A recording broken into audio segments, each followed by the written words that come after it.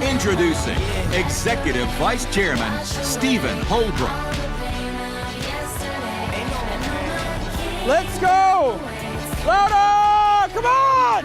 Woo! Louder! Oh! Whoosh! Boom! Breakthrough! Grateful to be here. I'm going to start by telling you a story. January 6th, 2009, I was lying in my hospital bed. I was 123 pounds. I was emaciated. I felt lost. And I felt scared for my life. My surgeon walked into my room, and he looked me in the eye, and he said, "Steve, it's time. We got to take out your rectum.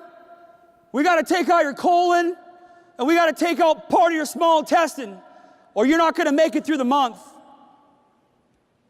I never felt so hopeless my entire life. I felt angry. I felt angry because I felt like my whole life I was a good person. I loved my family. I loved my sister. I went to work. I led by example, and there wasn't any amount of tears that could change my circumstances. I was deflated. It was the darkest time of my life. It was absolute rock bottom. There wasn't an ounce of hope in my body. And I felt like I was going to die. And I accepted that. But what I didn't realize was that God had a plan for me. 7-hour surgery to take out 8 feet of bowel. The weeks to follow, the months to follow, the years to follow of surgeries and setbacks and doctor's appointments. That was setting me up for the greatest comeback of my life.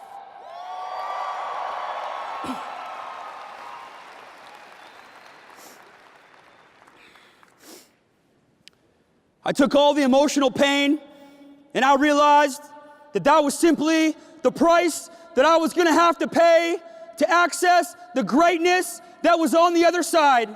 The greatness that was going to write the history books for my family, that was going to leave the legacy for my family. And it was through all my darkness where I found my light. And I learned so much in those moments, and I'm so grateful for them. But I'm not here to talk to you about my story. I want to have a direct conversation with you today about what you need to do to get your team going. You want to hear it? Here's the secret. You want to get your team going? It has nothing to do with your team.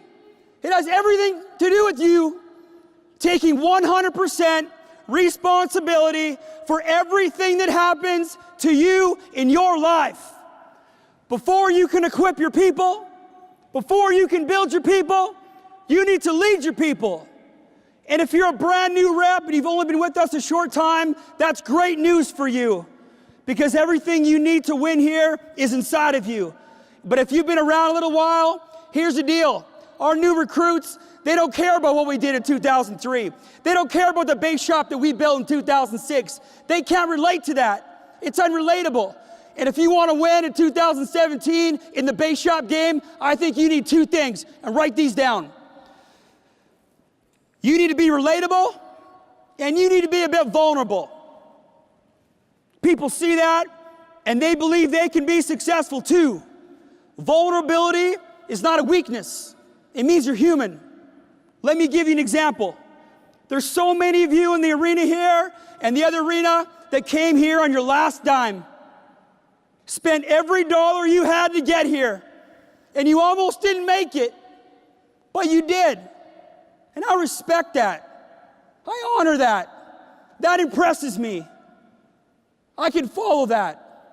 You know what doesn't impress me? Is a big house that's owned by the bank, or a fancy car with a big car payment that you can't afford. Any joker with the heartbeat can get a nice loan from the bank. But if you want to build a team, you got to realize that pretending to be somebody you're not is self-destructive. It lacks integrity, and the people on your team are going to think they need to do the same to win. People want to follow somebody that's real, full of integrity, somebody that's authentic, somebody they can relate to, and as a result, the wealth will come into your life by living a life on purpose. Here's my challenge. Here's my challenge. Start focusing on becoming the best version of you. Stop looking around. Stop looking outward. Start looking inward. Stop blaming other people for your shortcomings. The answers always have been, and the answers always will be in the person that looks you right back in the mirror. You lead your team with the energy. You lead your team with the work ethic. You lead your team with the communication. You have a guest to every meeting. You show up early to every meeting when your whole team doesn't show up. You have to lead. You stop making excuses of why you can't win here. There's no more excuses. They've all been taken by all the men and women that have been up here the last 2 days. Here's the deal. All you need to do is light yourself on fire with your passion, running towards your purpose, and people will follow you. People will follow you, and you'll begin to be successful. In closing, in 1983, Steve Jobs picked up the phone and he called a gentleman by the name of John Sculley. John Sculley was a high-up executive at PepsiCo. Steve Jobs said, "Hey, Sculley, when you're done selling sugar water to teenagers and you want to change the world, you call me back." Click. Do you think John Sculley cared what kind of a car Steve Jobs drove? Do you think he cared what kind of a house he had? No. He was recruited to Apple through conviction, through the vision, and then it was backed up by the relentless work ethic, day in, day out, that Steve Jobs brought to the environment. And you know what? They did change the world. I think everything you need to win here is already inside of you. I think it's already inside of you. I think you already have what it takes to win. You just got to find it. You just got to dig deep. See, no matter your gender, no matter your race, no matter where you came from, single mom, born on the dirt floor of Zacatecas, Mexico, you can win here. Yes, you're going to be required to read some books. Yes, you got to learn how to build people. That's not what I'm talking about. I'm talking about going inside yourself, figuring out what your unique blessings are that your Creator gave you. I'm talking about leading a life of example and then standing up tall, being proud of who you are, making a decision that you're going to go for it. And understand one thing, this company that we're part of, it'll never let you down. It'll never give up on you.